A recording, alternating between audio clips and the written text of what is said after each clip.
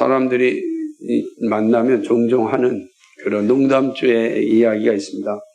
그런데 그 농담주의 이야기인데 또 잘 생각해 보면 진심이 묻어난 그런 말이기도 합니다. 대표적인 게 이런 건 아니겠어요? 우리가 살기 위해서 먹지 먹기 위해서 사냐? 어떤 것 같아요? 여러분 살기 위해서 먹습니까? 먹기 위해서 사십니까? 뭐 사는 것이 어느 시대보다 중요한 어떤 시대입니다. 어떻게 사는 것이 정말 사람다운 삶인가 고민하는 그런 시대에 우리가 좀 살고 있습니다. 우리는 정말 먹기 위해서 사는가 아니면 살기 위해서 먹는가 별로 그렇게 중요하지 않는 것 같으면서도 중요한 그런 이 질문 앞에 우리는 어떤 답을 가지고 살아야 될까? 저는 오늘 말씀을 통해서 예수님의 말씀을 통해서 어떻게 사는 것이 행복한 것인지 한번 생각해 보고자 합니다. 정말 우리는 어떻게 살아야 하는지 또 한번 고민해 보고자 합니다. 2025년도는 또 우리에게 어떠한 삶을 요구하고 있는지 또 함께 말씀을 통해서 생각해 보고자 합니다. 본문은 예수님께서 공적인 사역을 위하여 임직을 받으신 후, 그러니까 세례요한 어떤 임직을 다 받으시고 하늘로부터 임직을 다 받으신 후에 이제 성령에 이끌려 광야로 가십니다. 하나님께로 이제 이 땅에서의 삶, 30세까지 이제 준비되었던 이 땅의 삶을 다 마감하고 이제 공생의 이제 시작을 알리는 그런 삶을 살아가게 됩니다. 그때 성령에 이끌려서 광야로 이제 가게 됩니다. 그 광야로 가서 마귀에게 이제 시험을 받는 그런 장면을 보게 됩니다. 예수님이 광야로 가셔서 하신 일은 40일 동안 금식하며 기도하는 일이었습니다. 그러니까 40일 동안 이제 금식하였다라는 건 인간의 한계를 이제 육신의 한계를 가지셨다. 한계까지 이제 다다르면서 기도하셨으면 이제 의미하는 것입니다. 그 가운데 40일 금식 후에 마귀에 의하여서 시험을 받습니다. 세 가지의 시험을 이제 받는데 오늘 우리가 살펴볼 것은 그 세 가지 시험 가운데 첫 번째 이 시험입니다.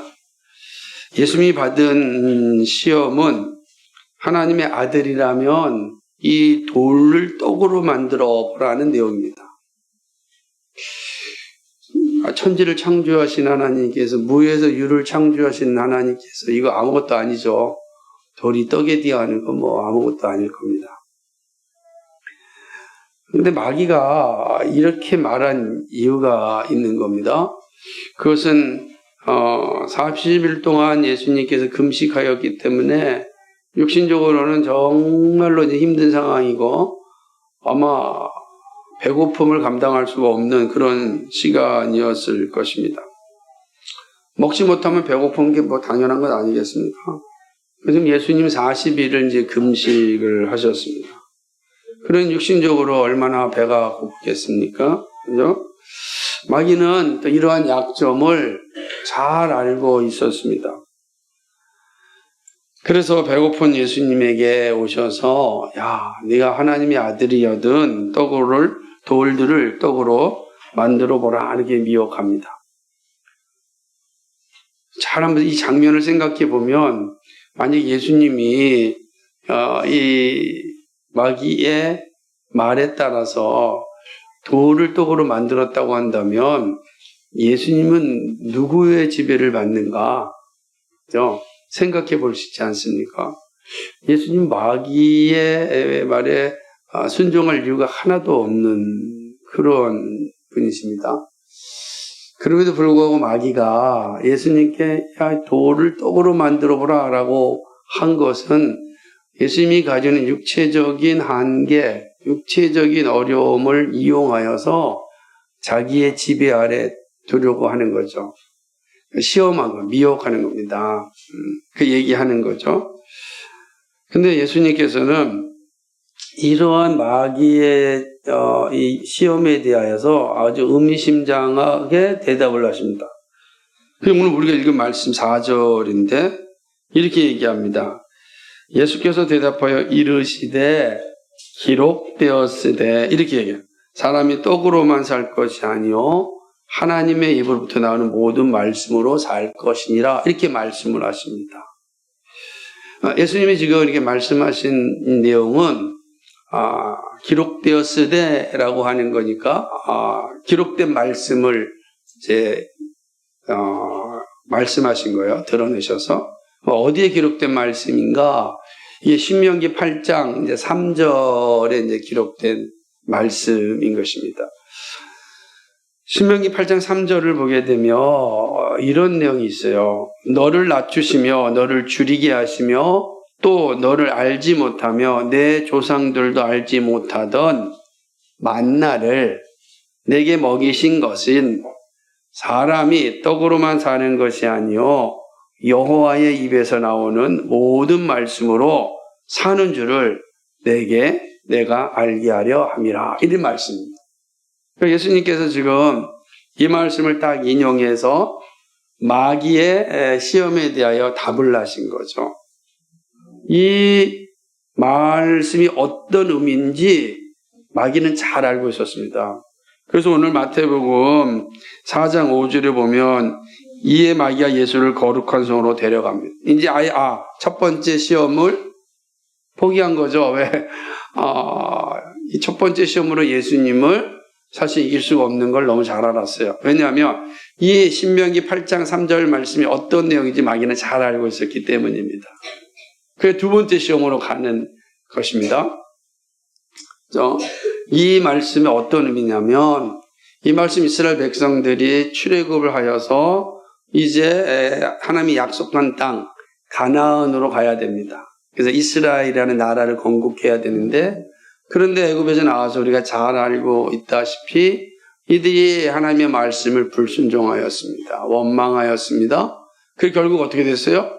한 2, 3주, 한 달이면 갈 수 있는 그 가나안 땅을 40년 동안 들어가지 못하고 방황하게 하십니다. 훈련을 받게 하십니다. 광야에서 40년 동안 훈련을 받습니다. 40년은 앞으로 이스라엘 백성들이 400년을 살아야 될 삶의 모습을 준비하는 과정과 같은 것입니다. 그러니까 이렇게 40년 동안 광야 생활을 하게 됩니다. 그런데 광야라고 하는 것은 또 사막과는 또 다른 곳입니다. 광야는 돌짝밭입니다. 완전히 돌짝밭으로 이루어진 모래와 돌과 돌짝밭으로 이루어진 곳이라 어떤 양식이 날 수 있는 땅이 아닙니다. 밭에 씨를 심으면 나는 땅도 아닙니다. 그러니 광야로 들어간다라고 하는 것은 거의 죽음에 내몰리는 것과 마찬가지입니다. 오히려 또 광야에는 아주 무시무시한 동물들이 많이 살고 있었습니다. 광야의 뱀도요. 이스라엘 광야 사막의 뱀도 정말 무섭습니다. 그러니까 그리고 광야에는 또 서로 이 자연이 만들어 놓은 척박한 상황에서 살아남기 위하여 아주 투쟁하고 있는 동물들의 그런 공간이기도 하는 것입니다. 그런데 한번 생각해 보세요. 이런 광야로 이스라엘 백성이 들어간다고 한다면 그건 뭐 죽음에 이르는 길 아니겠습니까? 그런데 하나님은 이들을 광야로 보냅니다. 그 내용이 이제 민수기 8장 1절, 2절에 잘 나와 있는데 이스라엘 백성들이 이제 그 광야로 흘러가면서 광야 생활을 해야 되는 이유를 이렇게 말씀합니다. 내가 오늘 명하는 모든 명령을 너희는 지켜 행하라. 그리하면 너희가 살고 번성하고 여호와께서 너희 조상들에게 맹세하신 땅에 들어가서 그것을 차지하리라. 내 하나님 여호와께서 이 40년 동안에 내게 광야 길을 걷게 하신 것을 기억하라. 이는 너를 낮추시며 너를 시험하사 내 마음이 어떠한지 그 명령을 지키는지 지키지 않는지 알려 하심이라. 아멘. 그러니까 하나님께서 이스라엘 백성들을 광야로 내몬 것은 그들을 죽이려고 한 것이 아니라 뭐라 그래요? 번성케 하기 위해서. 그렇죠? 너희가 살고 번성케 하기 위해서. 너희 조상들 맹세하신 땅에 들어가서 차지하게 하시기 위해서. 하나님께서 40년 동안 광야길을 걷게 하셨다. 이렇게 말씀을 하시는 것입니다. 그러시면서 이스라엘 백성이 40년 동안 광야의 시간을 보내게 한 것은 이스라엘이 하나님 앞에 겸손하게 되고 하나님의 명령을 지키는지 안 지키는지를 확인하고자 하였다고 말씀합니다. 그러면서 낮추고 줄이고 하실 뿐만 아니라 또 배고픔에서 벗어날 수 있도록 만나를 주신 것을 말씀합니다. 앞서 말씀드렸듯이 광야는 식물이 나올 수 없는 척박한 땅입니다. 그러한 어떤 환경에 내몰렸을 때 나타나는 감정은 뭐 다 죽었구나라는 것 외에는 없었을 것입니다. 아무것도 할 수 없는 상황 가운데 이스라엘 백성들이 할 수 있는 결정은 두 가지입니다. 여러분, 광야에서 아무것도 할 수 없는 상황이잖아요. 아무것도 없어요. 그런 상황 가운데 이스라엘이 할 수 있는 두 가지 아니겠습니까? 하나는 뭐냐면 이 상황을 원망하고 스스로 자결하는 겁니다. 삶을 포기하는 거겠죠. 뭐 어차피 아무것도 안 보이는 땅이니까요. 뭐 먹을 게 아무것도 없잖아요. 그러니까 삶이 절망하는 거죠. 얼마나 우울하고 슬프겠습니까? 이렇게 출애굽했는데 광야로 들어왔는데 얼마나 참 막 그럴 수 있습니다. 사람들이. 반면에 또 하나 결정은 뭐겠습니까? 그런 상황 가운데 철저하게 자신을 낮추고 이런 상황을 인도하셨던 하나님을 더욱더 의지하는 겁니다. 출애굽하셨던 하나님을 다시금 바라보는 거죠. 이 두 가지가 이제 이스라엘 백성들 앞에 나타난 것 아니겠습니까? 광야에서 참 살아날 수 있는 어떤 조건이란 아무것도 없었습니다. 그런 상황 가운데 하늘이 열렸습니다. 하늘문이 열린 겁니다. 그리고 조상들이 전혀 알지 못하였던 만나가 내려옵니다. 그 만나로 인하여 40년 광야 생활을 지내게 됩니다. 여러분, 그러니까 절방의 순간에 이스라엘이 결정한 건 모세를 통하여 하나님을 바라보게 된 겁니다. 그리고 하나님은 사람의 생각과 방법으로는 도저히 알 수도 없고 할 수도 없는 일들을 하셨는데 하늘문을 여시고 만나를 내리셨습니다. 40년 동안 광야를 살았는데 배고파 죽은 사람이 없습니다. 죄 때문에 죽은 사람들이 있어요. 그죠? 아간도 그렇고. 그런데 배고파서 죽은 사람이 없습니다. 놀라운 거죠. 아무것도 없는 땅에서 배고파서 죽은 사람이 없다는 거예요. 어떻게 설명하시겠습니까? 그러면서 말씀하신 거예요. 그 과정 가운데 오늘 말씀이 신명기 8장 4절 말씀이 나오는 게 뭡니까? 3절 말씀이 뭡니까? 사람이 떡으로만 살 것이 아니요 라고 하는 거예요. 하나님의 입으로 나오는 말씀으로 산다. 이 사실을 누가 알고 있었어요? 네? 마귀도 아는 거죠. 이 말씀을 탁 하자 그 말씀이 어떤 의미인지 마귀는 탁 안 겁니다. 이스라엘이 40년 동안 아무것도 없는 40일을 굶은 거예요. 근데 40년을 굶은 이스라엘이 굶어 죽지 않았다고요. 근데 40일을 갖고, 그죠? 무슨 할 말이 있습니까? 더 이상 마귀는 예수님을 시험할 이유를 사라진 거예요. 아, 이것 가지고는 안 되겠구나. 바로 들어온 거죠. 바로 떠나게 되는 것입니다. 40년을 먹이신 하나님이시라면 40일은 아무 문제도 되지 않습니다. 안 그러겠어요? 그러니 40일 금식하였다고 너 내 종이 되라 라고 하는 마귀의 말에, 야, 하나님이 40년을 먹였어. 40일 가지고 까불고 있어. 이 똑같은 거예요. 안 그러겠습니까? 40년을 먹이신 하나님이 계신데 40일 굶었다고 내가 너의 종이 되겠느냐? 택도 없는 일이다. 이렇게 표현하는 거. 나타나는 것이죠. 예수님은 기록된 말씀을 이야기하자 마귀는 더 이상 말을 하지 못합니다. 사람은 떡으로만 사는 것이 아닙니다. 하나님 입으로부터 나오는 모든 말씀으로 살아갑니다. 이 말씀 앞에 마귀가 무슨 말을 하겠습니까? 그 역사적 사실이 바로 이스라엘의 광야 40년입니다. 여러분, 40년의 이 만나 사건은 허무맹랑한 이야기가 아닙니다. 이스라엘의 역사입니다. 예수님은 기록된 역사를 통하여 마귀의 시험을 이기십니다. 이게 기록된 역사의 사실이거든요. 그 마귀가 더 이상 이 사실 앞에 저항할 수가 없었습니다. 그는 떠나고 마는 것입니다.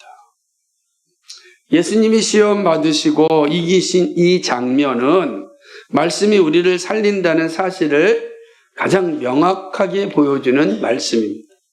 그러므로 오늘 말씀은 온갖 세계관이 난무하고 있는 전쟁터에서 영적 승리를 감당할 수 있게 합니다. 오늘 말씀은 우리로 하여금 다양한 시험과 유혹과 미혹이 난무하는 세상, 우리식으로 표현한다면 정말 다양한 세계관의 전쟁터에서 살아남을 수 있는 그러한 힘을 주는 말씀입니다. 예수님이 이기신 모습을 통하여 우리가 배워야 할 바른 교훈을 한번 생각하고 나누고자 합니다. 첫째로 우리는 이 말씀 앞에 생각할 수 있는 게 있습니다. 마귀의 시험은 누구에게나 있다라는 사실. 예수님에게 마귀의 시험이 있었다고 한다면 이 땅을 살아가는 모든 사람에게도 다 이 마귀의 시험이 있다는 사실을 알려줍니다. 마귀의 시험은 첫사람 아담을 타락하게 한 후부터 한 번도 빠지지 않고 존재하였습니다. 인류 역사는 마귀의 시험에 무너진 과정입니다. 인류의 역사를 보세요. 이 끔찍한 역사를 보세요. 예? 제가 이번에 세계관을 강의하면서 우리 중고등 수련회 때도 마찬가지고 앞서서도 강의하면서 제목을 이렇게 잡아. 세상이 왜 이래? 정말 세상이 왜 이럴까? 왜 이렇게 세상은 정직함도 없고 공의도 없고 얼마나 끔찍하고 서로 탐욕에 물들여서 죽이고 죽이는 이 끔찍한 역사가 반복되어 일어날까? 문명이 발전되어졌고 교육이 발전되어졌고 정말로 문화가 성숙되었다고 하는 이 시대에 대명천지에 끔찍한 일들이 반복하여 일어나고 있습니다. 지구적 반대편에서 일어나는 끔찍한 전쟁을 보십시오. 우리가 보고 있는 이 성경의 땅 이스라엘에서 벌어지고 있는 끔찍한 살육의 현장을 여전히 보십시오. 정말로 전쟁이 끊임없이 일어나고 있습니다. 명분도 없는 전쟁들이 끊임없이 일어나는 겁니다.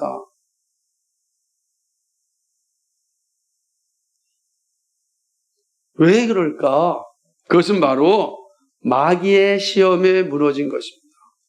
사실은 어쩌면 첫 번째 시험이 인류가 전부 다 실패하고 있기 때문에 나타나는 거야. 다 전쟁의 목적이 뭐예요? 돌을 떡으로 만들고 싶은 거예요. 다 그냥 자기 음식 갖고자 하는 거 아니겠어요? 더 먹고 싶고, 더 가지고 싶고. 마귀는 인간이 가지고 있는 약점을요, 정확히 알고 있습니다. 여러분, 첫사람 아담과 하와를 다시 한번 생각해 보시기 바랍니다. 그들은요, 에덴 동산이라고 하는 풍족한 환경 가운데 살았습니다. 모자랄 것이 없는 그런 환경이었습니다. 부족할 것이 없는 삶이었습니다. 질병도 없었습니다. 참된 평화를 누리고 있었습니다. 아무것도 모자람이 없었습니다. 그렇습니다. 그게 에덴 동산이었어요. 그런데 그런 동산에 살고 있는 아담과 하와가 가지고 있는 약점을 마귀가 알았습니다. 여러분 잘 생각해봐요. 풍족하다고요. 다 이루었다고요. 더 이상 이룰 게 없는 것 같은 그런 삶인데 마귀의 눈에 약점이 보였습니다. 그 약점이 뭐죠? 바로 아담과 하와에게 있는 하나님처럼 되고자 하는 탐욕입니다. 하나님처럼 되고자. 피조물이 창조주의 자리를 욕심을 내었습니다. 갖고자. 내가 창조주의 자리에 함께 앉고자 하는 것이죠. 아담은 모자랄 것이 없는 동산에서 먹지 못하게 하는 동산 중앙에 있는 선악을 알게 하는 그 나무의 열매를 알고 있었습니다. 그거 잊어버려야 되는 거거든요. 안 그래요? 아니 하나님께 말하기를 야 99개는 다 네가 먹어. 근데 그거 하나만 빼놓고 그럼 하나 잊어버리고 99개를 가지고 살면 되는 거예요. 얼마나 감사합니까? 그런데 아담에게 뭐가 있어요? 계속 그 하나도 더 갖고 싶은 거예요. 하나도. 그 동산 중앙에 있는 선악을 알게 하는 나무를 먹으면 너도 하나님처럼 된다. 기가 막힌 노릇이죠. 마귀는 아담과 하와에게 모든 것을 먹을 수 있는 것에 관심을 두지 않고 먹지 못하는 하나에 관심을 두게 합니다. 이게 마귀의 일이에요. 자기에게 있는 모든 것에 관심을 두지 않고 없는 것만 보는 거예요. 이게 탐욕의 열매예요. 모든 탐욕자들이 다 이 시험에 빠져 살고 있습니다. 그러지 않아요? 여러분 어떠십니까? 그리고 마침내 그 하나를 따먹고 타락합니다. 결국은 에덴 동산에서 쫓겨나고 죽음에 이르게 됩니다. 마귀는 아무것도 없는 광야에서 예수님의 약점이 40일 금식 후에 굶주린 상태임을 잘 알고 있었습니다. 광야는 아무것도 없는 거예요. 기억하셔야 돼요. 에덴 동산은 모든 것이 있는 곳이에요. 광야는 아무것도 없는 곳입니다. 근데 없는 곳에서 40일 동안 금식하였어요. 그러니 이거는 약점을 찾을 필요도 없어요. 눈에 보이잖아요. 돌로 떡을 만들라 하는 것이죠. 이러한 모습을 보면 우리에게도 늘 같습니다. 우리의 약점을 마귀는 잘 알고 있습니다. 그리고 그 약점을 통하여 죄짓게 하고 하나님을 떠나게 합니다. 인간은 자신의 약점을 알면서도 그 약점에 늘 넘어갑니다. 여러분도 여러분의 약점이 뭔지 알잖아요. 나 이렇게 하지 않아야지 라고 하면서도 그 약점에 늘 넘어가는 여러분의 모습이 있을 겁니다. 저도 제 약점을 잘 알고 있습니다. 그런데 꼭 문제를 일으키는 상황이 되면 반드시 그 약점 때문에 일어납니다. 그리고 또 후회하죠. 마귀가 얼마나 치밀하고 잔인한지 몰라요.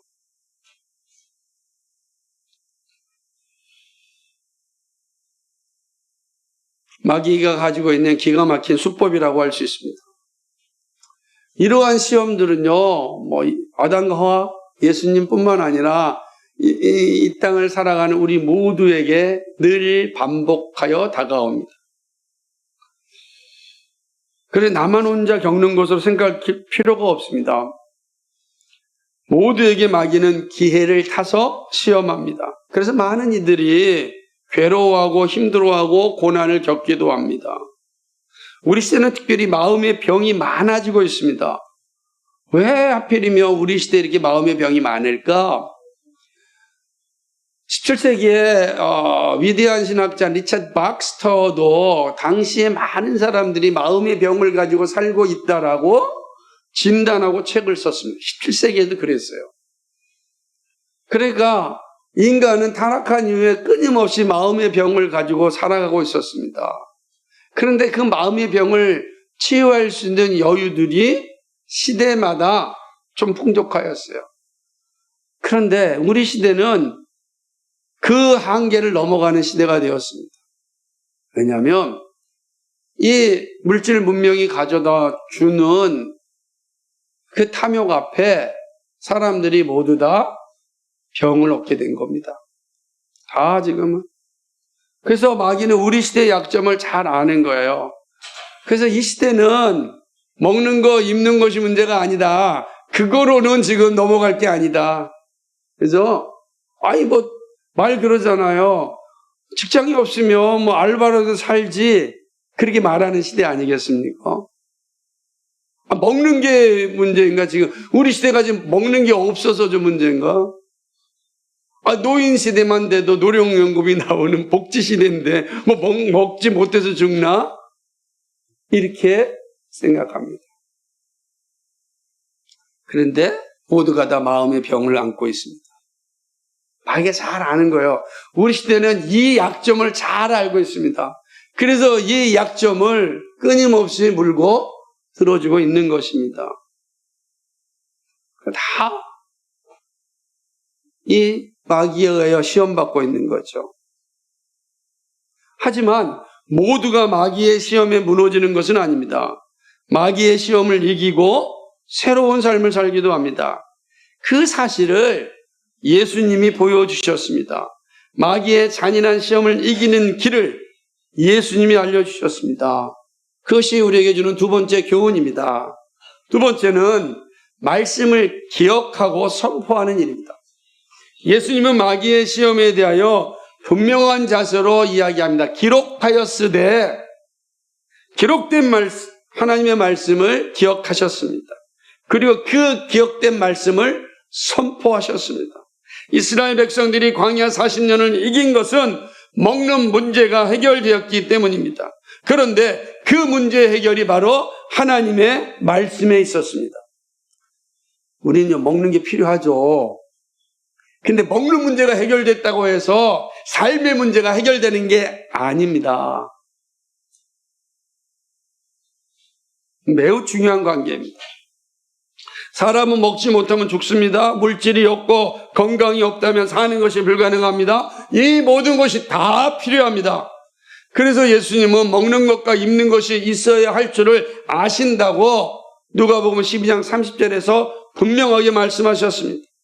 예수님은 농사를 짓지도 아니한 까마귀를 기르신다고 말씀하십니다. 누가복음 12장 24절에 까마귀를 생각하라. 심지도 아니하고 거두지도 아니하며 골방도 없고 창고도 없으되 하나님이 기르시나니 너희는 새보다 얼마나 더 귀하냐 말씀하셨습니다. 다 먹어야 됩니다. 까마귀 하나님이 먹을 걸 줘야 사는 거 아니겠어요? 우리 모두 다 먹을 게 있어야 돼요.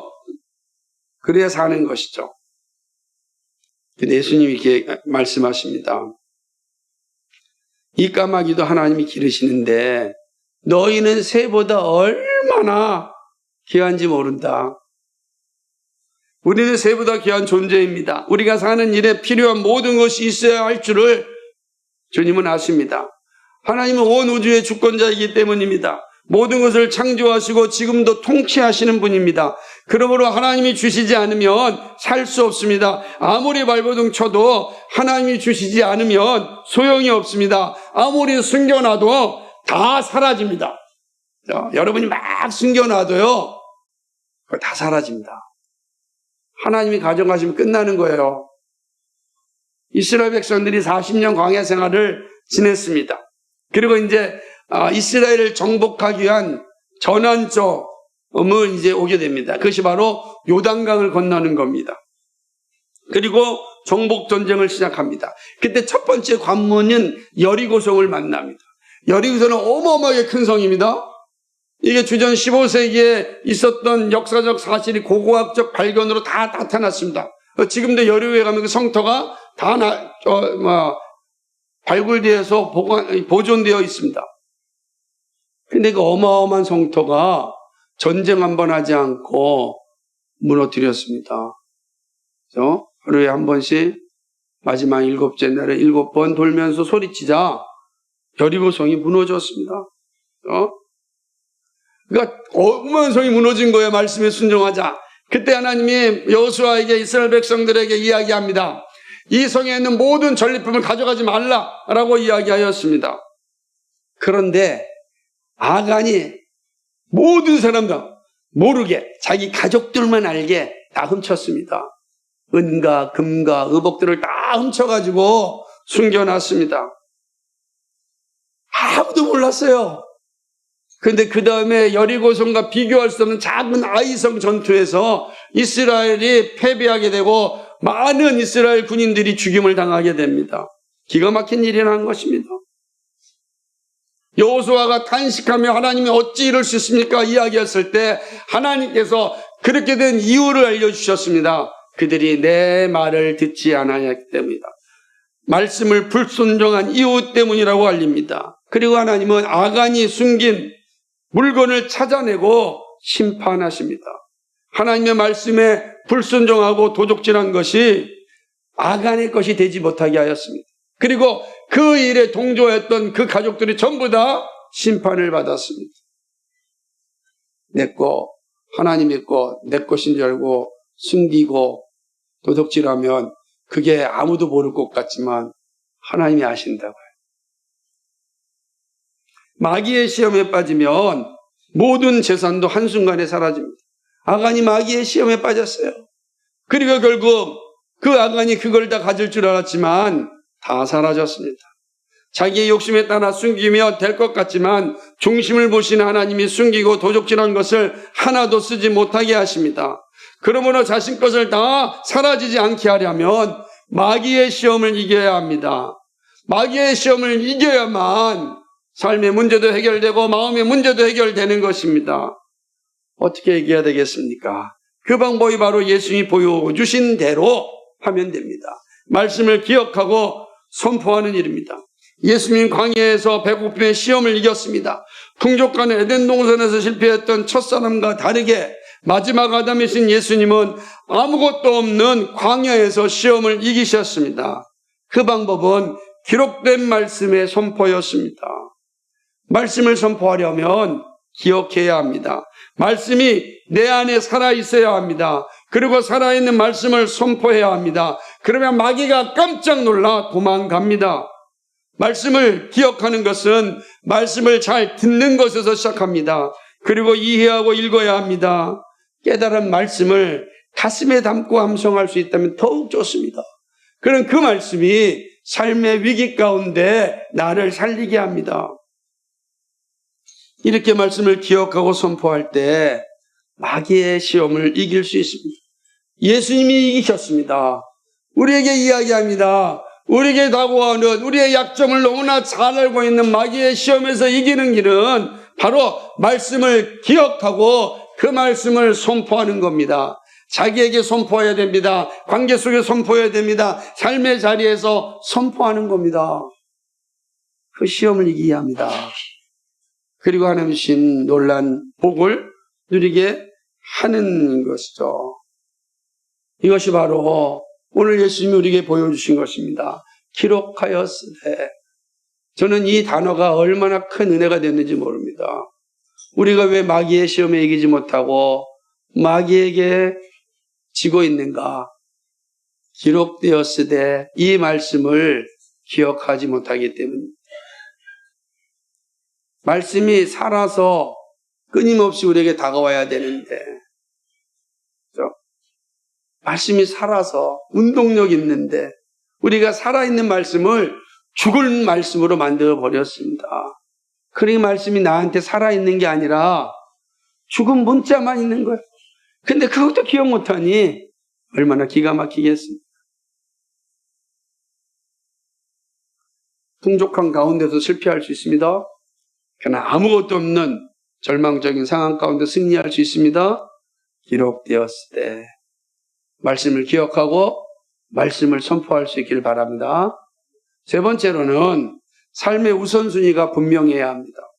예수님은 마귀의 시험에 기록된 말씀을 통하여 이기셨습니다. 예수님은 사람이 떡으로만 살 것이 아니라고 하였습니다. 음식이 필요하지만 음식이 전부가 아닙니다. 먹는 것만 있으면 사람이 살 수 있다고 생각합니다. 그래서 다 먹자고 하는 일이라는 말도 합니다. 다 먹자고 하는 일이지 뭐. 세상 사람 다 그렇게 얘기하죠. 하지만 먹는 것만으로는 살 수 없습니다. 아마 그렇다면 이 땅에 정신질환은 존재하지 않을 것입니다. 그러나 현실은 그렇지 않습니다.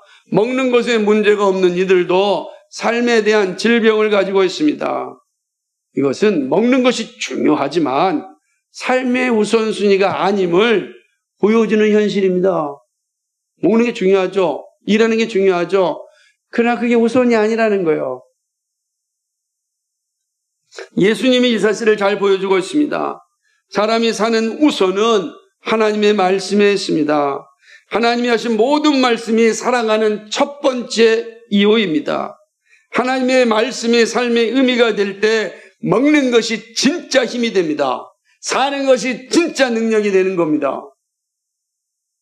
근데 먹기 위해서 사는 사람은 결코 건강한 삶을 살 수가 없습니다. 그렇죠? 이것은 마치 진주를 돼지에게 주는 것과 같습니다. 오직 먹기 위해서 하는 사람들은 이런 모습과 다를 게 없어요. 여러분, 이건 예수 믿는 사람뿐만 아니라 모든 사람의 우선순위가 하나님의 말씀에 있어야 합니다. 그런데 안타깝게도 이 땅의 사람들은 하나님의 말씀을 듣기를 싫어합니다. 세상이 이렇게 황폐하고 끔찍한 것은 하나님의 말씀 듣기를 거부하였기 때문입니다. 하나님 입으로부터 나오는 모든 말씀으로 살아야 합니다. 그때 모두가 잘 살 수 있습니다. 하나님의 말씀이 우선순위가 되지 아니하면 오직 자기 자신이 우선순위가 됩니다. 그러면 떡에만 집중합니다. 여기서 떡은 단지 먹는 음식만 의미하지 않습니다. 이 떡은 돈이 될 수 있고 명예가 될 수 있고 자기 욕망이 될 수 있습니다. 이런 것들이 살아가는 이유를 주기도 합니다. 그래서 왜 사냐? 돈 벌기 위해 산다. 그래서 왜 공부하냐? 좋은 대학 들어가고 좋은 직장 들어가서 좋은 삶을 살고 싶다.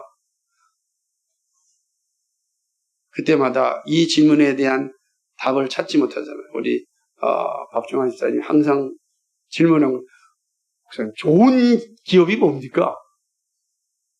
그 질문 받으면 이제 제가 답이 멍해지는 거예요. 아, 그렇구나.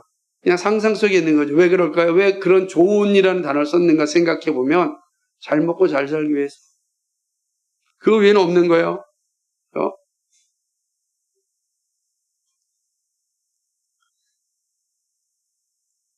이 욕망들이, 이런 명예들이 살아가는 이유를 주지만 안타깝게도 이 모든 것은 다 사라지는 것입니다. 이 떡은 먹으면 먹을수록 죽음에 이릅니다. 여러분이 이 떡을 먹으면 먹을수록 이 떡에만 집중해 살면 죽음에 이릅니다. 욕심이 잉태한 지 죄를 낳고 죄가 자라면 죽음에 이르게 됩니다. 다 죽게 있습니다. 떡을 먹으십시오. 떡만 먹으면 다 죽음에 이르잖아요. 그러므로 삶의 우선순위는 하나님의 입에서 나오는 모든 말씀이어야 합니다. 이 말씀이 우선이 되어야 살아가는 이유가 우리에게 분명해지는 것입니다. 일을 해야 할 이유가 되어야 합니다. 어떻게 버는 것도 정말 중요하지만 어떻게 써야 하는지도 중요합니다. 더구나 그리스도인에게는 이 자세는 더 분명해야 됩니다. 예수 믿는다라고 하는 것은 이 분명한 자세를 가지고 산다라는 의미가 됩니다. 육신을 따르는 자는 육신의 일을, 영을 따르는 자는 영의 일을 생각합니다. 결국 육신의 생각은 사망이고 영의 생각은 생명과 평안입니다. 성경은 분명하게 이 사실을 말씀합니다. 너희가 육신대로 살면 반드시 죽을 것이요 영으로서 몸의 행실을 죽이면 살리니. 로마서 8장 13절 말씀입니다. 영으로 산다는 것은 하나님의 이로부터 나오는 모든 말씀으로 산다는 의미입니다. 말씀이 삶의 우선순위가 될 때 육을 죽일 수 있습니다. 삶의 우선순위가 하나님의 입에서 나오는 말씀이기를 소망합니다. 그럼 그 말씀이 여러분을 살립니다. 여러분이 살 수 있는 참된 길은 바로 말씀에 있습니다. 말씀이 모든 질병에서 구원합니다. 영의 생각과 생명과 영의 생각과 우리의 영의 생각은 우리에게 평안과 생명을 주기 때문입니다. 말씀이 여러분의 삶의 시작이 되고 전부가 되어야 합니다. 하나님의 입으로부터 나오는 그 말씀, 그게 내가 살아가는 가장 첫 번째 이유가 될 때 여러분이 살아가는 모든 행위들이 의미가 있는 겁니다. 일하는 것도 의미가 있고 먹는 것도 의미가 있어요. 사는 것에 의미가 있습니다. 이게 진정한 생명입니다. 그리고 여러분의 삶의 우선이 말씀이기를 소망합니다. 말씀에서 떠나가면 죽음에 이르는 길입니다. 그래서 모든 세상은 죽기 위하여 그냥 바둥바둥 사는 거예요. 얼마나 불쌍합니까?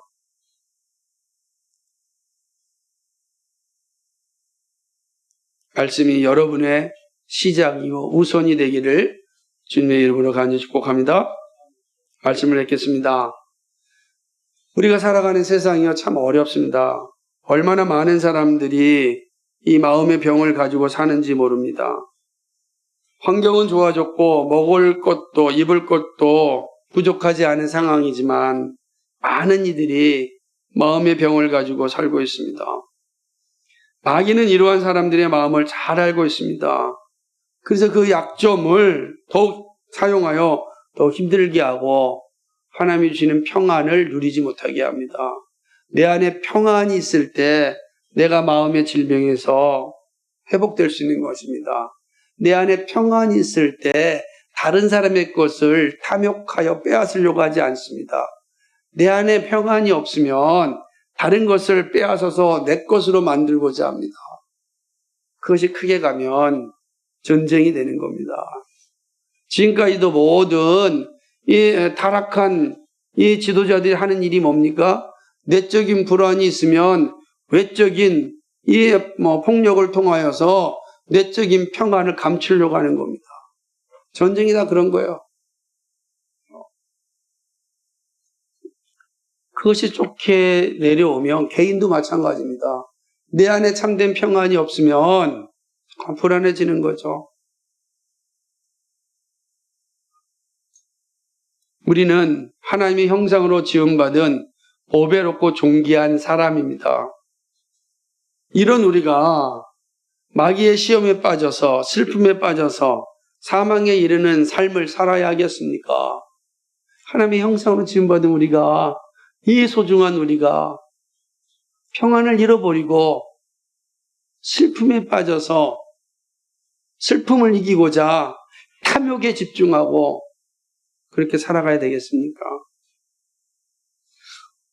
주님은 우리가 무엇보다도 평안과 생명을 얻기를 원하십니다. 그리고 그 길도 알려주셨습니다. 예수님께서 부활하신 후에 첫 번째 제자들에게 오셔서 하신 첫 음성이 뭡니까? 에이레네, 샬롬입니다. 평안하느뇨.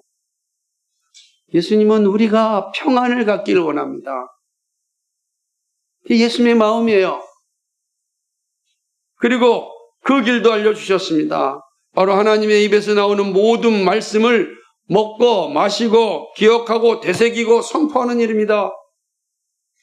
여러분 마음이 아프면 말씀을 듣고 먹고 마시고 되새기고 선포하시기 바랍니다. 여러분이 마음이 아플 때 하는 일이 무엇입니까? 여러분이 환경이 어려울 때 하는 일이 무엇입니까? 여러분의 주변이 어려울 때 무엇을 하십니까? 말씀을 듣고 먹고 마시고 되새기고 선포하셔야 됩니다. 급박한 상황이라면 주 예수님, 제가 예수님을 믿습니다. 고백하십시오. 제가 가끔 몸이 피곤해서 잠자리에 들게 되면 막 머리가 복잡한 생각들이 막 일어나면서 제 마음의 평안을 막 앗아가려고 합니다. 그럼 잠이 잘 안 오잖아요, 막. 그때 제가 일어나서 성경을 볼 수는 없잖아요. 또 제가 합니다. 주 예수님, 제가 예수님 믿습니다. 주 예수님, 저에게 주님 약속하신 평안을 주십시오. 주 예수님, 제가 예수님을 믿습니다. 기도합니다. 고백하고 선포합니다. 그러면 제 안에 믿음이 주는 평안이 오고 일어나는 아침입니다. 우리가 급박한 상황에서 우리가 해야 될 것은 바로 분명한 믿음 고백이 있어야 됩니다. 그러나 믿음 고백 이전에 우리가 해야 될 것은 하나님의 말씀을 듣고 먹고 마시고 기억하고 선포하는 일입니다. 그것이 우리가 이 험악한 세상에서, 이 세계관의 전쟁터에서 온갖 마음의 질병이 아주 편만한 상황 가운데서 마귀가 무엇보다도 이 약점을 사용하여서 우리를 짓누르고 있는 이 상황 가운데서 우리가 이기는 길입니다. 마귀의 소굴에서 하나님의 자녀로 사는 길은 오직 말씀입니다. 주님의 말씀, 즉 복음을 듣고 기억하고 선포하는 일입니다. 그것이 절망과 슬픔을 이겨야 합니다. 여러분의 상황은 어떻습니까? 여러분의 마음은 어떻습니까? 여러분의 현실은 어떻습니까? 말씀이 우리를 살립니다. 막힌 마음을 치유합니다. 말씀이 우선순위가 되고 다른 것을 사용해야 합니다. 이 순서가 우리의 삶을 건강하게 만듭니다. 하나님의 입에서 나오는 모든 말씀으로 살아야 합니다. 그것이 우리가 이 땅 가운데 우리 주님이 약속하신 평안과 생명을 누리는 길입니다. 부탁합니다. 말씀을 늘 읽으십시오. 말씀을 늘 들으십시오. 말씀을 기억하십시오.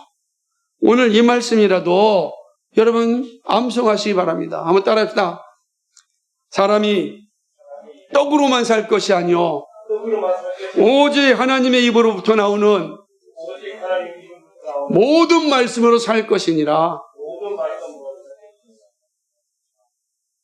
이 말씀이 여러분을 이끌어가기를, 이 말씀이 여러분의 우선순위가 되기를 주님의 이름으로 간절히 축복합니다.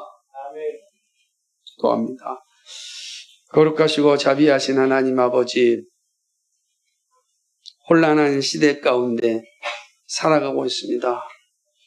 세상은 문화적으로 많이 발전하였습니다. 문명의 발전을 볼 때 참으로 놀랍습니다. 수많은 고층 건물이 올라가고 저 깊은 땅 속으로 기차가 다닙니다. 우주로 비행기가 왔다 갔다 합니다. 참으로 엄청난 과학적 발전이 일어났습니다. 그런데 이 땅에 나타난 삶의 모습은 끔찍합니다.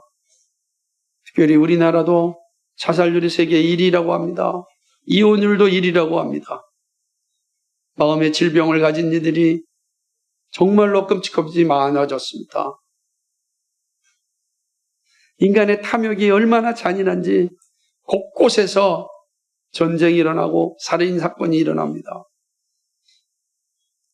세상이 이렇게 문명적으로는 발전하였지만 인간의 죄성은 더욱더 깊어지고 있습니다. 이러한 상황 가운데 그리스도인으로 살아가는 게 쉽지 않습니다. 정말 광야 같은 시대에 우리는 살아가고 있습니다. 아무것도 보이지 않는 것 같은 그 상황 속에 우리는 살고 있습니다. 이 시대를 어떻게 살아야 되겠습니까? 주님께서 우리에게 이 길을 알려주셔서 참으로 감사합니다. 주님께서 말씀하셨습니다. 사람이 떡으로만 사는 것이 아니라 하나님의 입으로 나오는 모든 말씀으로 사느니라. 오 주님, 이 험악한 세상 가운데 말씀으로 살게 하여 주옵소서. 말씀으로 이기게 하여 주옵소서. 말씀으로 치유하여 주시옵소서. 말씀으로 평안을 얻게 하여 주시옵소서.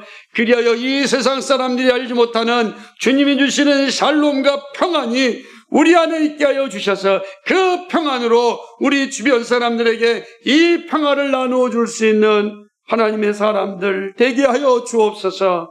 말씀을 기억하고 선포할 수 있도록 도와주옵소서. 나에게 선포하고 우리 가정에 선포하고 우리 직장에 선포하고 우리의 삶의 현장에 이 말씀을 기억하고 선포함으로 마귀의 대적을 이기게 하여 주옵소서. 오 주님, 간절히 소망합니다. 우리 안에 주님이 주시는 평안을 얻기를 소망합니다.